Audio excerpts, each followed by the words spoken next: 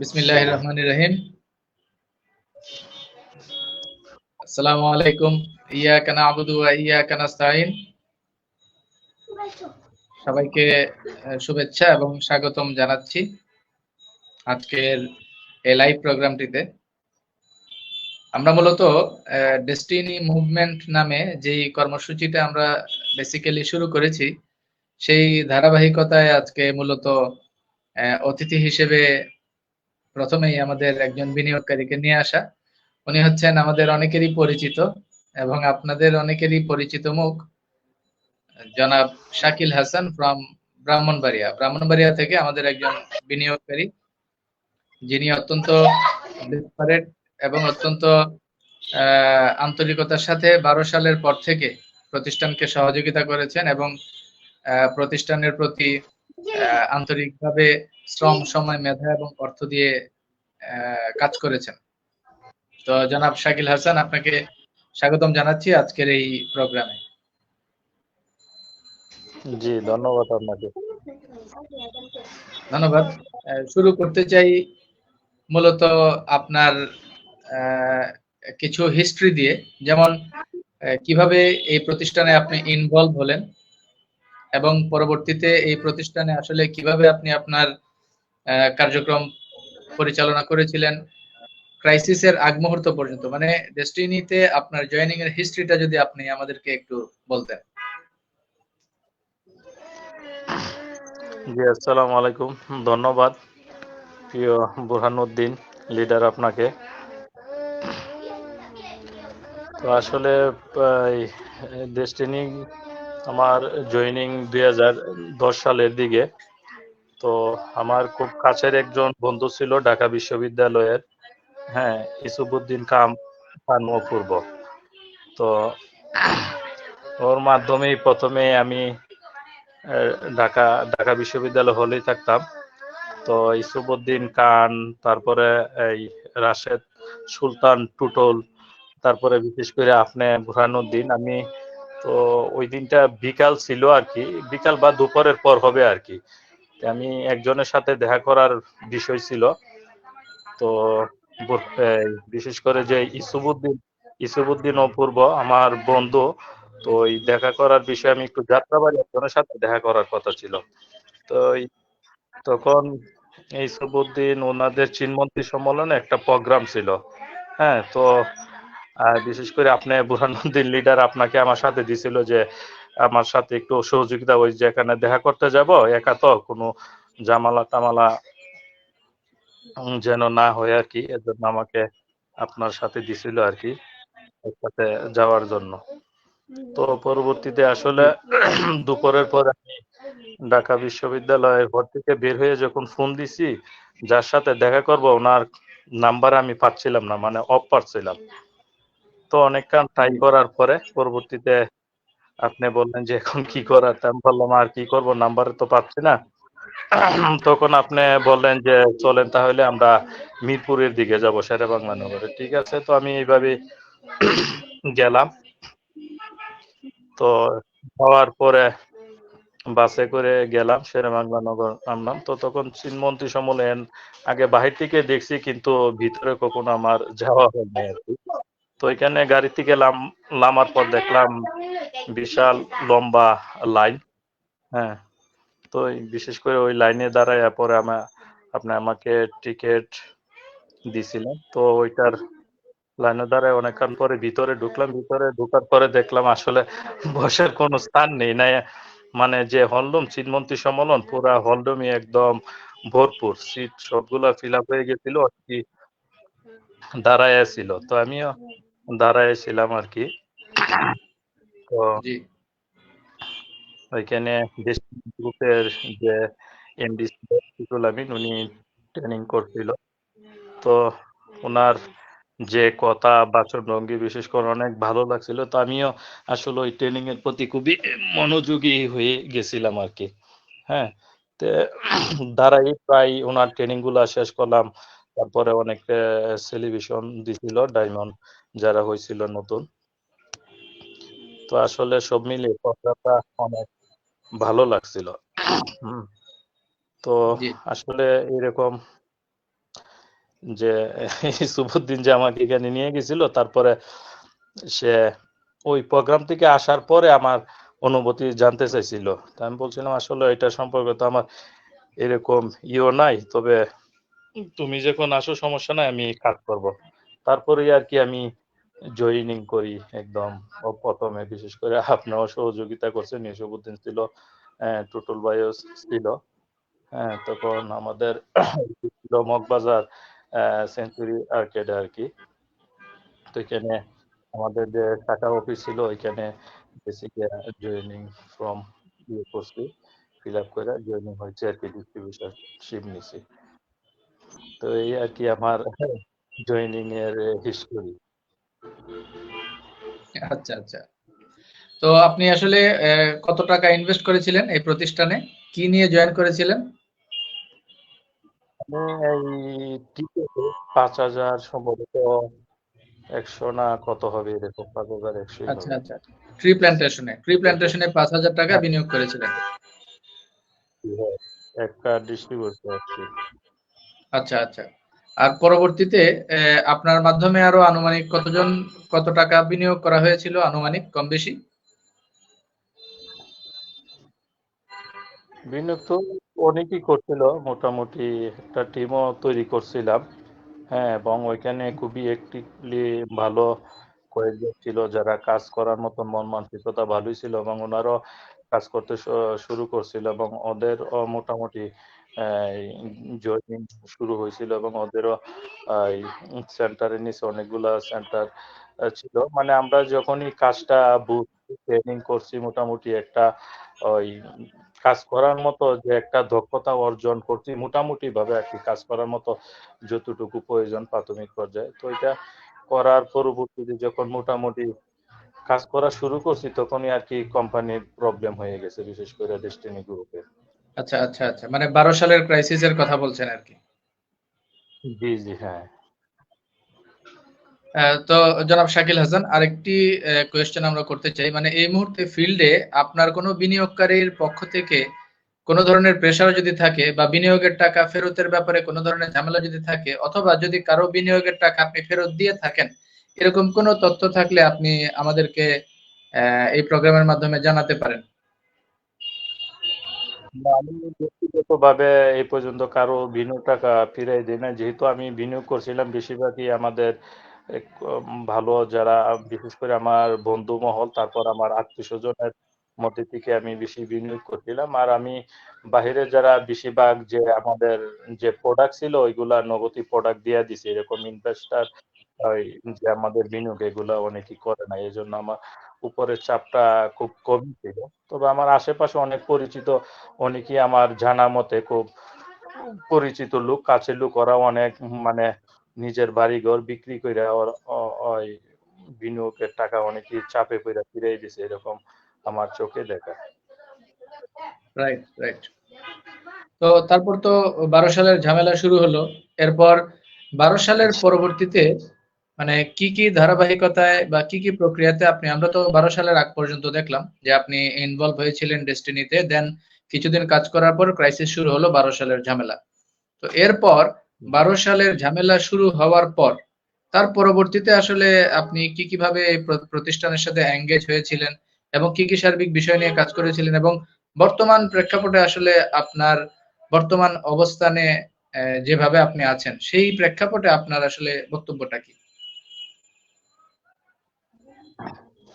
আসলে 12 সালের পরে যখন প্রবলেম হয়েছে, আমি তো ঢাকা বিশ্ববিদ্যালয় হলে থাকতাম। তো জি। এই খুব সকালে আমি ভোরেই ঘুমতে উঠতাম, একদম খুব ফার্স্টেই ফজরের সময় যখন আজান হয়, তে নামাজ পড়তাম। তো তখন ওই যে হলে থাকতাম, হলের রুমের দরজা নিচ দিয়ে যে পত্রিকার এজেন্ট পত্রিকা দিয়ে যেত, যে আমার রুমে, মানে আমার আগে ঢাকা বিশ্ববিদ্যালয়ে যতদিন থাকছি, আমার আগে কেউ জি। পত্রিকা পড়তে পারে নাই।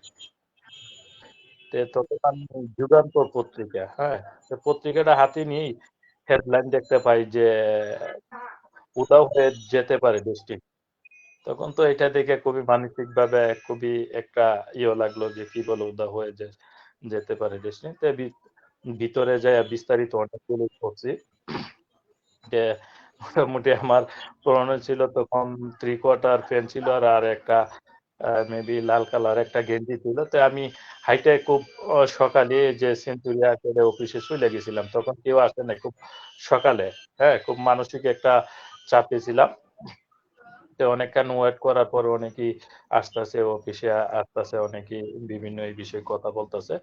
তো তখন এই কি বলে ডায়মন্ড ছিল আনিসুজ্জামান বিপ্লব, তখন ওইখানে আমাদের সেঞ্চুরি আর্কেডে হল রুমে ওই মানে যে নিউজ হয়েছে এটার বিষয় সমসাময়িক বিষয়ে উনি ব্রিফ দিতে আর কি। তো তখন আমিও আর কি হল রুমে দেখলাম, তো উনি ওনার মতো করে যে বিষয়টা আসলে কি হয়েছে উনি এটা বিস্তারিত অনেকগুলা যা অভিযোগ বা ওই নিউজের বিষয়ে উনি বিস্তারিত আমাদেরকে আর কি ফলো আপ করছে। হ্যাঁ, আচ্ছা, তো এইভাবে অনেকদিন চলতে থাকলো। তো একটা পর্যায়ে আসলে ওনারা আমাদেরকে অনেক মোটিভেশন দিছে, বিশেষ করে আপনিও ছিলেন, আরো যারা লিডাররা ছিল, যে এটা আমাদের বিরুদ্ধে বা ব্রিটিশ বিরুদ্ধে একটা ষড়যন্ত্র। তো অনেকদিন যাবত এরকম বিভিন্ন মিডিয়া লেখালেখি হতো, তখন আমরা কাজ চলমানই ছিল। তো একটা পর্যায়ে যাইয়া দেখা গেল এমডি স্যারের বিরুদ্ধে বিভিন্ন অর্থ পাচার বা মালি নোংরা নিয়ে মামলা হইলো। পরে উনি আত্মসমর্পণ করলো, ওনাকে কারাগারে পাঠাইলো। পরে এই ঢাকাতে একটা সমাবেশের একটা ডাক দেওয়া হয়েছিল। বিশেষ করে তখন আমি ব্রাহ্মণবাড়িয়াতে ছিলাম, ব্রাহ্মণবাড়িয়া থেকে আমি জি, জি। ঢাকা গেছিলাম। হ্যাঁ, তখন এটা এই কি বলে রমনা পার্কে ওইদিকে তো সাথে ইয়ে করতে দেয় নাই। তখন এক পর্যায়ে পুলিশ প্রশাসন আমাদের রমনা পার্কে ঢুকাই দিছে, অন্য জায়গায় যেহেতু অনুমোদন ছিল না। আর এত ডিস্ট্রিবিউটার ছিল, লক্ষ লক্ষ ডিস্ট্রিবিউটার, পুরা রমনা পার্ক মানে ভরপুর হয়ে ওইদিকে মৎস্য ভবন থেকে এই বিজয়নগরের কাছাকাছি ওইদিকে কাকরাইল করে রাইট। আপনার গুলশানে ওই এলাকার সম্পূর্ণ শুধু ডিস্ট্রিবিউটার ভরপুর ছিল। হ্যাঁ, তো এইভাবে এর পরবর্তীতে যতগুলা সমাবেশ, আহ, বিভিন্ন আন্দোলন, সংবাদ সম্মেলন হয়েছে, সবগুলাতেই আমি তখন আমি এলাকাতে বাড়িতে চলে আসছিলাম। ওইখান থেকে যাই আমি সবগুলা, বিশেষ করে জাতীয় প্রেস ক্লাবে অনেকগুলো আমাদের সংবাদ সম্মেলন হয়তো, মানববন্ধন হয়তো, সবগুলাতেই আমি রেগুলার ভাবে উপস্থিত ছিলাম। তখন আমাদের গ্রুপ থেকে বিশেষ করে বিভিন্ন লিফলেট বিতরণ করা হয়তো সতর্কতার জন্য বা আমাদের দাবি উপস্থাপনের জন্য। তো প্রাথমিক পর্যায়ে আমরা কয়েক বছর যাবৎ এইভাবেই আসলে আমরা ডেস্টিনি গ্রুপকে সহযোগিতা করছি। পরবর্তীতে আচ্ছা, আমাদের সোশ্যাল মিডিয়া গঠন করা হয়েছে। তারপরে কিছুদিন আমাদের পত্রিকারা বন্ধ ছিল, আপনারা অনেকেই ছিলেন, আপনাদের সহযোগিতায় পত্রিকাগুলো পরে কন্টিনিউ করা হয়েছে। পরবর্তীতে আমি পত্রিকা তো আপনার মাধ্যমে, আপনার সাংবাদিক হিসাবে আমি সুযোগ পেয়েছি, এখানে আমি কিভাবে কাজ করেছি। তো সোশ্যাল মিডিয়া হওয়ার পর এখানে আবার কিছুদিন আমাদের মধ্যে কিছু একটা বিরোধ হয়েছিল, এটা হয়েছিল। পরবর্তীতে আবার অ্যাক্টিভ ভাবে আমি সোশ্যাল মিডিয়া ফোরাম গ্রুপে প্রথমে জিডাপ ছিল, জিডাপের ওইখানে আমি ছিলাম, যারা লিডাররা ছিল ওরা নেতৃত্বে আমরা সহযোগিতা করছি আমার অবস্থান হিসাবে, একজন ডিস্ট্রিবিউটর হিসাবে। পরবর্তীতে জিডাপ বিভিন্ন কারণে বিভিন্ন ওই বিরোধিতার কারণে এটা স্থগিত হয়েছিল। পরবর্তীতে যখন এই সোশ্যাল মিডিয়া ফোরাম করা হয়, তখন আমি সোশ্যাল মিডিয়া ফোরাম ব্লুর একজন এই সদস্য ছিলাম। তো সোশ্যাল মিডিয়ার জি। মাধ্যমে আমি দীর্ঘদিন যাবৎ সাংগঠনিক দায়িত্ব পালন করছি। প্রতি সপ্তাহে ঢাকাতে আমাদের এই মিটিং ছিল, বিশেষ করে আমি সিলেটের মেম্বার ছিলাম। পরবর্তীতে আমাদের গঠনতন্ত্র অনুযায়ী 3 মাস পর পর নির্বাচন ছিল। ওই নির্বাচনে আমি সিলেট বিভাগের সোশ্যাল মিডিয়া ব্লুর প্রধান নির্বাহী হিসাবে আমি নির্বাচিত হয়েছিলাম। তো তখন আমি দীর্ঘদিন যাবৎ আমি এই সিলেট বিভাগের দায়িত্ব পালন করছে, এবং প্রতি সপ্তাহে আমাদের সিলেটে মিটিং হতো। বিভিন্ন মৌলভীবাজার, হবিগঞ্জ, সুনামগঞ্জ, বিভিন্ন উপজেলাতে আমাদের সিলেট কন্টিনিউ সাংগঠনিক মিটিং হতো, এবং যারা ডেস্টিনির বিনিয়োগকারী ক্রেতা পরিবেশক ছিল ওদেরকে আমরা আপডেট ইনফরমেশন গুলা আমরা দিতাম আর কি, এই সংগঠন সম্পর্কে। আচ্ছা। তো 2016 তো সালে এই যে আবার আমাদের যেহেতু অর্থের একটা জি। সংকট ছিল, বিভিন্ন মামলা অফিসিয়াল, তখন কুশিয়ার নামক একটা হয়, প্রথমে কিছু টাকা আমি দেই, অনেকের কাছ থেকে এখানে হয়তো এখানে আমি একটা কোয়েশ্চেন করতে চাই আপনাকে। এই যে সোশ্যাল মিডিয়া ফোরাম বা ব্লু, এই যে এই প্রতিষ্ঠান, এই সংগঠনের মাধ্যমে যে আপনারা সাংগঠনিক কাজগুলো মাঠ পর্যায়ে করেছিলেন, এই ক্ষেত্রে অর্থের যে যোগানটা, এই যোগানটা কোত্থেকে এসেছিল? এটা কি আপনারা ব্যক্তিগত পকেট দিয়ে খরচ করেছিলেন এই কাজটুকু? অবশ্যই আমরা ব্যক্তিগত আমরা পকেট থেকে খরচ করছি, যার যার নিজ উদ্যোগে এবং আচ্ছা, নিবন্ধিত আচ্ছা, হয়ে। তখন তো আসলে আচ্ছা, আর্থিকভাবে সহযোগিতা করার এরকম কেউ ছিল না, যারা ছিল সবাই আপনার যার যার স্বেচ্ছায় নিজের অর্থ দিয়ে। শুধু আমরা সোশ্যাল মিডিয়া ফোরাম ভুলো না, তখন আমাদের আরো অনেকগুলো অঙ্গ সংগঠন ছিল। রাইট। তার মানে নিজেদের পকেটের টাকা খরচ করে আপনারা তখন সাংগঠনিক কার্যক্রমগুলো চালিয়েছেন 12, 13, 14, 15 এই সময়গুলোতে। হ্যাঁ, তখন আমাদেরকে আমার লিডাররা যারা বলতো, বিশেষ করে আমাদের সোশ্যাল মিডিয়া ব্লু ফোরামের এই যে কেন্দ্রীয় নেতৃবৃন্দ যারা ছিল, ওরা বলতো যে ডেস্টিনির বিনিয়োগকারীদের বিনিয়োগের টাকা ফিরিয়ে দেওয়া হবে এই সোশ্যাল মিডিয়া ফোরামের মাধ্যমেই। অন্য যেগুলো অঙ্গ সংগঠন ছিল সবগুলা এই সোশ্যাল মিডিয়া ফোরামের মাধ্যমে পরবর্তীতে ব্যবসার কার্যক্রম এবং যে ক্ষতিপূরণ গ্রাহকদের টাকা এগুলোই ফিরিয়ে দেওয়া হবে। তো আমি সোশ্যাল মিডিয়া আচ্ছা, আচ্ছা, ফোরাম কাজ করার সাথে তখন রফিকুল আমিন স্যারের তো রেগুলারই দেখা হইতো, পিজিতে বা ওনার সাথে কন্টিনিউ বিভিন্ন সাংগঠনিক কাজে উনি আমাদেরকে দিক নির্দেশনা দিতেন। ওনার দিক নির্দেশনাতেই আমরা সোশ্যাল মিডিয়া ফোরামে কাজ করতাম। আচ্ছা। তার মানে ক্রাইসিস শুরু হওয়ার পর সর্বপ্রথম এই সাংগঠনিক কার্যক্রমগুলো করতে গিয়ে আপনাদের নিজেদের পকেট থেকে টাকা খরচ হয়, বিষয়টা এরকমই তো? হ্যাঁ, হ্যাঁ, অবশ্যই। এবং আমাদের প্রতিদিন কোনো না কোনো কোথাও মিটিং থাকতো, এবং আমরা যারা ডিস্ট্রিবিউটর ছিল যোগাযোগ করে ওদেরকে আমরা বিভিন্নভাবে ফলো আপ করতাম, মোটিভেশনাল কথা বলতাম যে কোম্পানি রিসেন্টলি আসতেছে, আমাদের সমস্যার সমাধান হয়ে যাবে। আস্তে আস্তে আমরা এই মেম্বারশিপ বাড়াইতাম, বিশেষ করে আমাদের সোশ্যাল মিডিয়া ফোরামের। এইভাবে আচ্ছা। আমরা কার্যক্রমটা আর কি। আর আর এই ক্ষেত্রে ফিনান্স বা অর্থটা আপনাদের ব্যক্তিগত পর্যায়ে আপনারা আপনাদের পকেট থেকে দিতেন? হ্যাঁ, হ্যাঁ, অবশ্যই।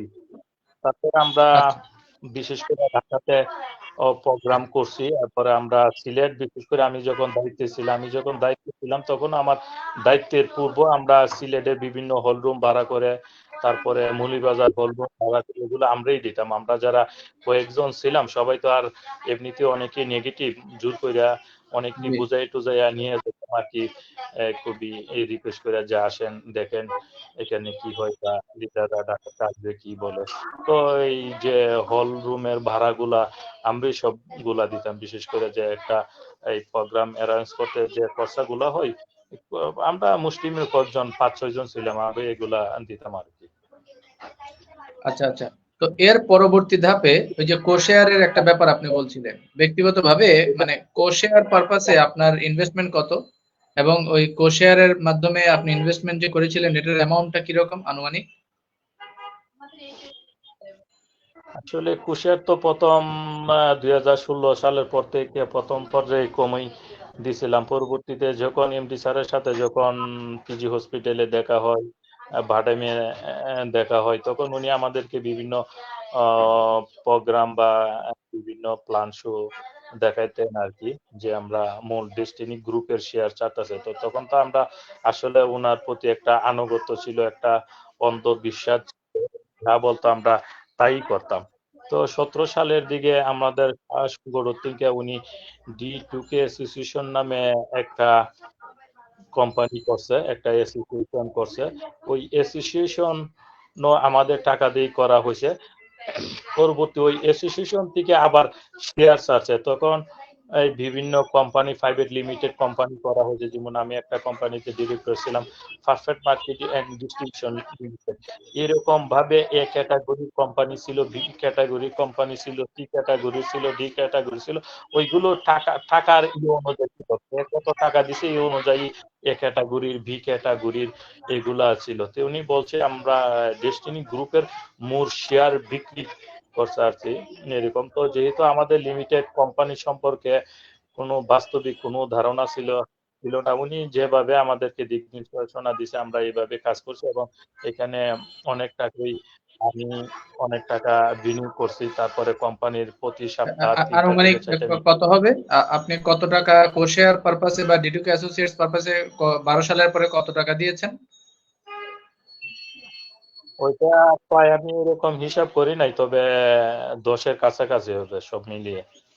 আর 10 লাখ। সংগঠন করতে গিয়ে আরো, হ্যাঁ সংগঠন করতে গিয়ে তো প্রতি সপ্তাহ যেহেতু ঢাকা মিটিং, সিলেট মিটিং, বিভিন্ন উপজেলাতে এই পারপাস ইউজ পরিমাণ টাকা আমার গিয়েছে। শুধু আমার না, আমরা যারা ছিলাম অনেকেরই গেছে।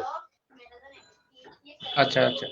তো এই যে আপনি ইনভেস্ট করেছিলেন যে কোম্পানি পারপাসে, ডিটুকে অ্যাসোসিয়েটস পারপাসে বলেন বা কোশেয়ার পারপাসে বলেন, এই টাকার ব্যাপারে এখন প্রাতিষ্ঠানিকভাবে আপনাদের সাথে প্রতিষ্ঠানের এখন সম্পর্ক কোন পর্যায়ে আছে? ডিটুকে অ্যাসোসিয়েটস এ যে আপনারা বিনিয়োগ করেছিলেন, এই বিনিয়োগের অবস্থান কতটুকু? এই বিনিয়োগের নিশ্চয়তা বা কতটুকু, বা এই প্রতিষ্ঠানের সাথে আপনাদের এখন সম্পর্কটা আসলে ব্যবসায়িক সম্পর্কটা কোন পর্যায়ে আছে? বিশেষ করে আমাদের 18-19 পর্যন্ত মোটামুটি আমরা রেগুলার আসা যাওয়া করতাম, কোম্পানিতে মিটিং করতাম, বিভিন্ন প্রোডাক্ট নিয়ে কাজ করছি, অনেক সময় দিছি, রাইতে দিন ওইখানে কাজ করছি, বাংলাদেশের বিভিন্ন জায়গায় গেছি, প্রোডাক্টের জন্য সোর্সিং করেছি। আমরা যারা ছিল বিভিন্নভাবে ইনভেস্ট কিভাবে বাড়া যায়, মানে রেগুলারই আমরা ওইখানে কাজ করছি। হ্যাঁ, তো রফিকুল আমিন স্যার আমাদেরকে যেভাবে প্ল্যান প্রোগ্রাম দিয়েছিল, অ্যাসোসিয়েশন গঠন করা হয়েছিল, কিছু প্রোডাক্টও দিয়েছিল। তারপরে তো অ্যাসোসিয়েশনের মাধ্যমে অনেকগুলা ডিন হয়েছে, এজেন্ট হয়েছে। হ্যাঁ, মানে ইউজ পরিমাণ শত শত কোটি টাকা উনি ওইখান থেকে নিয়েছে আমাদেরকে। এর আগে আমরা যখন কোম্পানি করছি, উনি কোমলমতি সৌমতি একটা উন্নত জাতের একটা ধান বীজ বিক্রি করতো 2000 টাকা কেজি। 1 কেজি ধান বীজ আমাদেরকে 2000 টাকা ওনার কাছ থেকে কিনা উনি আমাদের কাছে সেল করতো। আবার আমাদেরকে ওই যে ধান বীজ উৎপাদন করার কথা বলতে, যে আপনার এটা চাষ করেন 1 কেজি, বিশেষ করে 1 বিঘা জায়গাতে তার মানে 3000 টাকার বীজ দেয় 1 বিঘা জমিতে চাষ করা যায়। তো এটা চাষাবাদ অনেক মোটামুটি ব্যয়বহুল ছিল। তো উনি আমাদেরকে প্রাথমিক পর্যায়ে আপনার এই বীজ দিয়েছে। আমরা বিশেষ করে নরসিংদী আমার কোম্পানিতে পারফেক্ট এগ্রোর নামে আমাদের আলাদা আবার একটা সিস্টার কনসালটেন্ট ছিল, ওইটা আমরা কাজ করছি। এগ্রো আমরা এই ধানের বীজ তৈরি করেছি। ওই বীজগুলো আবার উনি নিয়ে গেছে, উনি বলছিল 1000 টাকা কেজি। তার মানে 1 বিঘা জমিতে হিসাব করলে আমাদের 4 থেকে 5 লক্ষ টাকা আমাদের লাভ হইতো, এরকম আমাদের একটা ইয়ে ছিল আর কি। কিন্তু উনি ওই বীজগুলা নিয়ে গেছে, আজ পর্যন্ত কোনো টাকা দেয় নাই। মানে এরকম ভাবে বাংলাদেশের আপনারা প্রোডাক্ট দেওয়ার পরে ওটার বিপরীতে প্রোডাক্টের টাকা পান নাই, বীজের টাকা?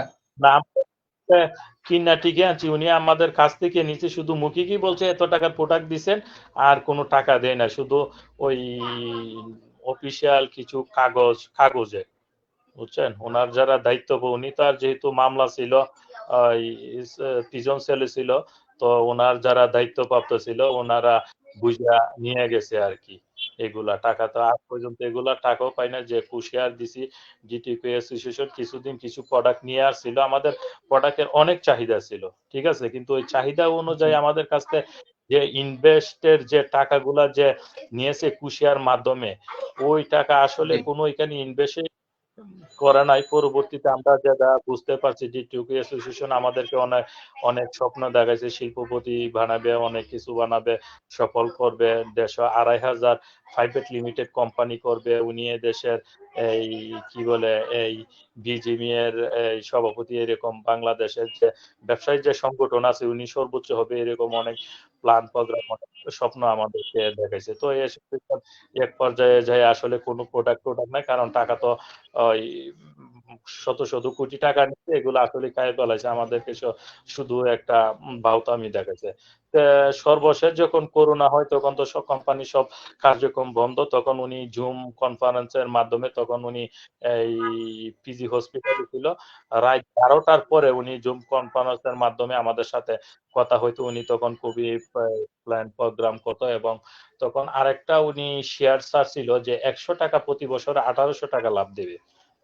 হ্যাঁ হ্যাঁ, ওই যে এটা ছিল সুপারিয়র মার্কেটিং, এবং এটা কিন্তু বাংলাদেশের বিভিন্ন মিডিয়াতেও আসছিল ওনার ওই ইয়াটা।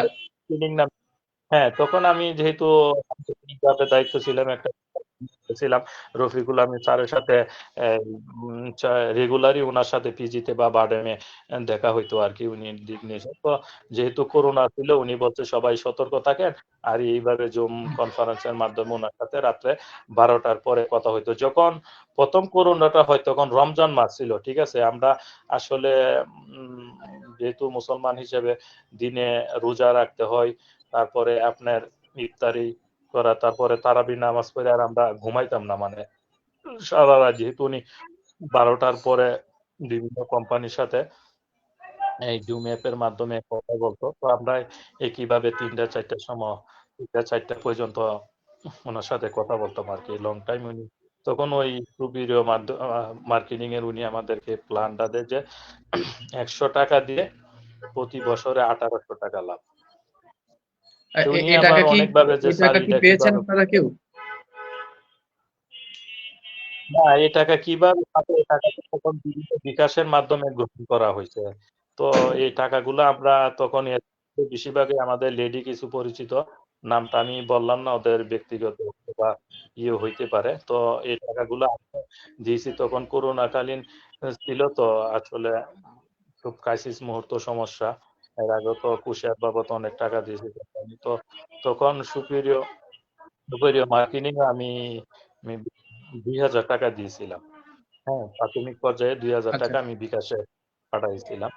হ্যাঁ, তো ওই যে 100 টাকা তো যে এটা 1800, সেই আসলে হিসেবে তো 2000 টাকায় 12 তো সালের আপনার পর থেকে যা দিছে 36,000 আজ টাকা পাওয়ার পর্যন্ত কথা। কোনো রিটার্নই পাই না, শুধু দিয়ে গেছি। তাহলে 2000 টাকায় তো আপনার 36,000 টাকা পাওয়ার কথা। 100 টাকায় যদি 18,000 হয়, তাহলে তো 2000-এ 36,000 টাকা পাওয়ার কথা। আপনি কি হ্যাঁ, হ্যাঁ, ওই হ্যাঁ। টাকাটা পেয়েছেন?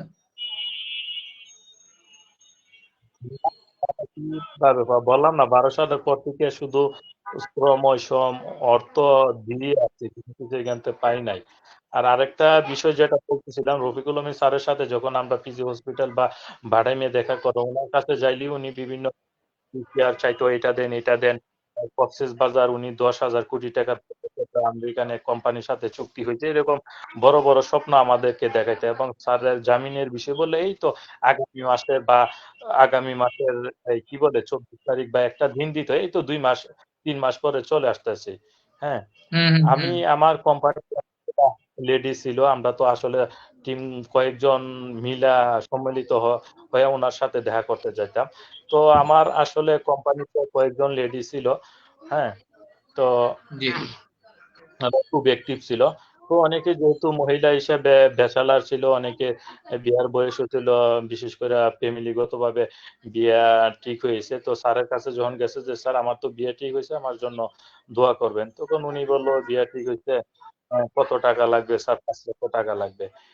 ঠিক আছে, 5 লক্ষ টাকা আপনি এই কুশিয়ারে দিয়ে দেন, এই তো 2-3 মাস পরে আমি চলে আসতেছি। আইসা আমার কাছে তো অনেক ছেলে আছে, আমি ভালো করে আপনাকে বিয়ে দিয়ে দেবো, দায়িত্ব নিয়ে অনেক ছেলে আছে, আপনাদেরকে লোন দিব মাল্টিপারপাস থেকে, এরকম অনেক স্বপ্ন দেখে আমার চোখের সামনে। আমি চাক্ষুষ প্রমাণ, আমার চোখের সামনে থেকে অনেকের কাছ থেকে এরকম লক্ষ লক্ষ টাকা নিয়ে গেছে। এবং অনেকেই আছে এখন পর্যন্ত বিয়ে হয় না, এবং ওরা মানে খুবই করুণ অবস্থা, মানে নিঃস্ব একবারে। হ্যাঁ, অনেক কষ্ট করে জীবন যাপন করতেছে এবং ফ্যামিলির সাথেও সম্পর্ক নাই, এরকমও অনেকেই আছে। অনেকের সাথে এখনো যোগাযোগ আছে, ওদের খুব খারাপ অবস্থা আছে আর কি। আছে, আছে, আছে। এরকম অনেক ঘটনাই আছে যে এখানে থাকার কারণে, এই এলোমেলো সিচুয়েশনের কারণে অনেকের সংসার, পরিবার এবং অনেক ঝামেলার ভিতরে অনেকে পড়েছেন। এবং এটা এক হ্যাঁ, প্রকার হ্যাঁ, ইচ্ছাকৃতভাবে এটা করা হয়েছে। কারো ব্যক্তিগত বিষয়ে তো প্রাতিষ্ঠানিকভাবে জড়ানোর দরকার ছিল না। হ্যাঁ, হ্যাঁ, এটাই। এবং অনেকেই বিদেশ করতে চাইছিল, উনি বলছে কুশিয়ারের টাকা তো আমি 3 মাস পরে চলে আসতেছি, এত পার্সেন্টেজ পাইবে, এত লাভ পাইবে, আমি তোমাদেরকে কি বলে এই মাল্টিপারপাস থেকে লোন দিব। এবং আমার চোখে দেখা, আমার অনেক লিডার সমবয়সী যারা ছিল, আমরা কাজ করতাম, অনেকেই ব্যাচেলার ছিল, আমরা যারা ছিলাম, আমিও ব্যাচেলার ছিলাম, আমাদেরকে অনেক স্বপ্ন দেখাচ্ছে যে এই বিয়ে এখন করে আমি আসলে আপনাদেরকে মাল্টিপারপাস থেকে 2 কোটি 3 কোটি 5 কোটি টাকা লোন দিব, তখন আপনারা জাঁকজমক করে বিয়ে করবে, এরকম স্বপ্ন আমাকে দেখাইছে এবং অনেককে দেখাইছে। আর এটা আমার নিজের চোখে দেখা এবং শোনা। তো এই যে এই বিনিয়োগ, গত 12 বছরে আপনার যে এই বিনিয়োগ, এগুলোর কি কোনো রেসপন্সিবিলিটি কেউ নিচ্ছে এখন, বা রেসপন্সিবিলিটি নেওয়ার মতো কি কেউ আছে? না না, এখন তো এরকম কেউ নাই। যারা তখন ছিল, অনেকেই ছিল তখন। এই D2K অ্যাসোসিয়েশন যখন ছিল, পরবর্তীতে এক পর্যায়ে যখন থেকে যে এখানে আসলে ওরা কিছু করতে পারতেছে না, তখন আমরা যখন বিভিন্ন প্রশ্ন করতাম, এক পর্যায়ে ওইখান থেকে অনেকেই সরে গেছে, যারা আমরা লিডার হিসাবে মানতাম বা দায়িত্ব নিয়ে কাজ করতো, অনেকেই নাই। আর কিছু ছিল আমরা যে কুশিয়ার দিতাম, আমরা প্রথমে বুঝতে পারি না, পরবর্তীতে বুঝতে পারছি ওরা এখান থেকে একটা কমিশন পাইতো কিছু লিডার আচ্ছা ছিল। এবং আমরা যখন সাংগঠনিক ভাবে কাজ করতাম, ধরেন সিলেটে একটা ট্যুর আসতো, ওই আসা যাওয়ার গাড়ি ভাড়া, হোটেল বুকিং, খাওয়া সব আমাদের যারা 8-10 জন ছিলাম আমরাই দিতাম ওদেরকে। আচ্ছা, ওই আপনাদের সংগৃহীত টাকা থেকে এটা অ্যাডজাস্ট করা হতো, শেয়ারের টাকা থেকে? যে হ্যাঁ, শেয়ারের টাকা থেকে। না, এটা শেয়ারের তার টাকা মানে না, এটা এই, আমাদের ব্যক্তিগত সংগঠনের কোনো টাকা থেকে না, এটা আমাদের ব্যক্তিগত ছিল চাঁদা। ও আচ্ছা, ও আচ্ছা। তো তার মানে এই যে এই কোম্পানিগুলোতে ইনভেস্টমেন্ট এবং এই সামগ্রিক বিষয়গুলো, এগুলোর আসলে কোনো নিশ্চয়তা এখনো পর্যন্ত আপনাদের নেই? এখনো পর্যন্ত এই টাকার কোনো সিকিউরিটি বা নিশ্চয়তা পাচ্ছেন আপনাদের নেই, এটা বলছেন? এটা তো নাই। আমাদের কোম্পানির যে স্বপ্ন দেখানো হয়েছিল, আমরা অনেক প্রোডাক্ট নিয়ে কাজ করছি, আসলে তো কিছুই না। কারণ ইনভেস্টের টাকা তো আমরা রফিকুল আমিনের কাছে সবগুলা নিয়ে দিয়ে আসছি, যত টাকাই আমাদের কুশিয়ারের টাকা, সব টাকা ওনার কাছে দিয়ে আসছি। পাওয়ার মধ্যে আমরা একটা জিনিসই পাইছি, এই এই জয়েন স্টোর থেকে, RGC থেকে আমরা একটা মেমোরেন্ডাম পাইছি, ওইটা আমাদের মানে নাম অ্যাড্রেস ছিল। এই কোম্পানির শেয়ার আপনাদের, কিন্তু এটা ব্যাংকে, ব্যাংক অ্যাকাউন্টে জমা না দিয়ে রফিকুল আমিনের হাতে আপনারা জমা দিয়েছেন? হ্যাঁ হ্যাঁ, সবগুলা রফিকুল হাতি দিয়েছি। এবং এখন তো আমরা আইনগত ভাবে অনেক ঝামেলার মধ্যে আছি, যেহেতু কোম্পানি আইনে আয়কর রিটার্নের একটা বিষয়াদি আছে। আমরা তো হুম, হুম। যেহেতু সবাই টিম দিয়ে করছি, এটা একটা মানে ঝামেলা। ব্যাংকে যদি টাকাটা ডিসবার্স না হয়, তাহলে এই টাকাটা তো শেয়ারে দেখাবে না। ব্যাংক অ্যাকাউন্টে টাকাটা ডিসবার্স না হলে তো আপনাদের শেয়ার দেখাবে না কোম্পানির। এটা সম্পূর্ণ উনি নিয়ম বহির্ভূত ভাবে আমাদের কাছে, আমাদের সরলতার সুযোগ নিয়ে উনি নিয়ে এসে, তখন আমরা আসলে বুঝতে পারি না আর কি। পরবর্তীতে ওনার চালাকিগুলো, ধান্দাগুলো আমরা বুঝতে পারছি। ধন্যবাদ জনাব শাকিল হাসান, আপনার মূল্যবান সময় দেওয়ার জন্য। আমরা শেষ করব 5 মিনিটের ভিতরে, আগামী 5 মিনিটের ভিতরে। লাস্ট কোয়েশ্চন, যে আমাদের ডেস্টিনি 2000 লিমিটেডের কিন্তু নতুন বোর্ড হয়েছে, আপনারা জানেন, এবং জি নতুন জি হ্যাঁ। বোর্ডের কার্যক্রমও চলমান। হাইকোর্ট কর্তৃক কোর্ট অ্যাপয়েন্টেড কিছু ডিরেক্টর সহ আমাদের শেয়ার হোল্ডারদের সমন্বয়ে যে বোর্ড হয়েছে, এই বোর্ডের মাধ্যমে 2000 লিমিটেডের কার্যক্রমকে গতিশীল করার লক্ষ্যে প্রতিষ্ঠানের কার্যক্রম এগিয়ে যাচ্ছে। তো এই বর্তমান পরিচালনা পর্ষদের যারা আছেন তারাও মালিক পক্ষ, পূর্বেও যারা ছিলেন তারাও তো মালিক পক্ষ।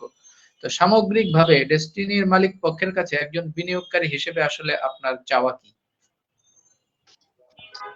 আমি আসলে যখন প্রথমে কাজ করছিলাম, একটা তো স্বপ্ন নিয়ে কাজ করছিলাম। পরবর্তীতে যখন 12 সালের পর যখন কোম্পানি ক্রাইসিস মুহূর্ত হয়, তখন আমি লেগেছিলাম। আমার এত কারণ আমি তো এত ইনভেস্ট করি নাই। প্রথম শুধু একটা টি প্যাকেজ নিয়ে, টি প্লান্টেশনের প্যাকেজ নিয়ে জয়েনিং করেছিলাম। আমার একটা থিঙ্কিং ছিল যে সাথে কাজ করাতে আমার ফ্যামিলি, আত্মীয়স্বজন সবাই বলতো হাই হাই কোম্পানি, যাই যাই কোম্পানি, অনেক নেগেটিভ অনেক কিছু বলতো।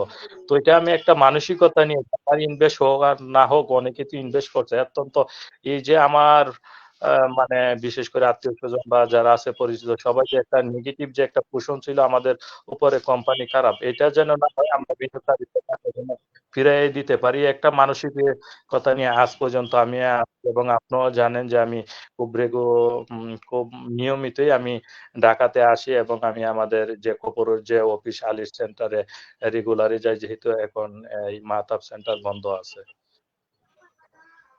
আচ্ছা, আচ্ছা। তো তো বর্তমানে যে জি, কমিটি আছে, হাইকোর্টে যে কমিটি গঠন করা হয়েছে হাইকোর্টের যে আদেশে, তো এই কমিটির কাছে আমার দাবি একটা, যারা বিনিয়োগ করছে বিশেষ করে 2012 সালের আগে এবং 12 সালের পরবর্তীতে বিভিন্ন কুশিয়ারের মাধ্যমে, সবার বিনিয়োগ যেন নিরাপদে ওনারা ফিরাইয়া দেয়, এবং ওইখানে 12টা কর্মসংস্থানের সুযোগ করে যেন দেয়, এই আমার প্রত্যাশা বর্তমান কমিটির প্রতি। ধন্যবাদ জনাব শাকিল হাসান, আজকের প্রোগ্রামে আপনি সুযোগ দিয়েছেন, আপনার সময় দিয়েছেন। আমরা মূলত এই ডেস্টিনি মুভমেন্ট কর্মসূচিটা শুরু করেছি অ্যাকচুয়ালি আমাদের বিনিয়োগকারীদের স্বার্থটাকে আরো সুসংগঠিত এবং আরো সুরক্ষিত করার জন্য। কারণ বিভিন্নভাবে, বিচ্ছিন্নভাবে অনেকগুলো ধারাবাহিক পরিক্রমার ভিতর দিয়ে আমরা এই 12 সাল থেকে 24 সাল পর্যন্ত এসেছি। তো কখনোই অর্গানাইজড ওয়েতে একটা সিনক্রোনাইজড অ্যাক্টিভিটিস আসলে কোনোভাবেই আমরা হতে দেখিনি। যার কারণে এই ডেস্টিনি মুভমেন্ট কর্মসূচি নিয়ে আমরা এগিয়ে এসেছি। এটা আমাদের সকলের কর্মসূচি। এটা কারো কোনো ব্যক্তিগত কর্মসূচি না। ডেস্টিনিতে যাদের বিনিয়োগ আছে তাদের প্রত্যেকের কর্মসূচি কিন্তু এই ডেস্টিনি মুভমেন্ট। তো এই কর্মসূচিতে সম্পৃক্ত হয়ে আমাদেরকে সময় দেওয়ার জন্য আপনাকে অনেক অনেক ধন্যবাদ জানাচ্ছি। নেক্সটে কোনো এপিসোডে আবারও আপনাকে আমরা ডাকলে আশা করি আপনি আমাদেরকে সময় দিবেন। তো আজকে এই পর্যায়ে এখানেই শেষ করছি। ভবিষ্যতে আবারও দেখা হবে ইনশাআল্লাহ। জি, ইনশাল্লাহ, অবশ্যই আপনাকে অনেক অনেক ধন্যবাদ আমাকে সুযোগ করে দেওয়ার জন্য, কথা বলার জন্য আপনার প্রতি কৃতজ্ঞতা নিলাম। জি, ধন্যবাদ। তো জি, আজকের মতো আসসালামু আমরা আলাইকুম। এখানেই আমাদের লাইভ প্রোগ্রাম শেষ করছি। নেক্সট এপিসোডে আমরা আমাদের নতুন আরো একজন অতিথিকে নিয়ে আসব। তো সবাই ভালো থাকবেন, সেই পর্যন্ত সুস্থ থাকবেন। আসসালামু আলাইকুম। জি, ওয়ালাইকুম আসসালাম।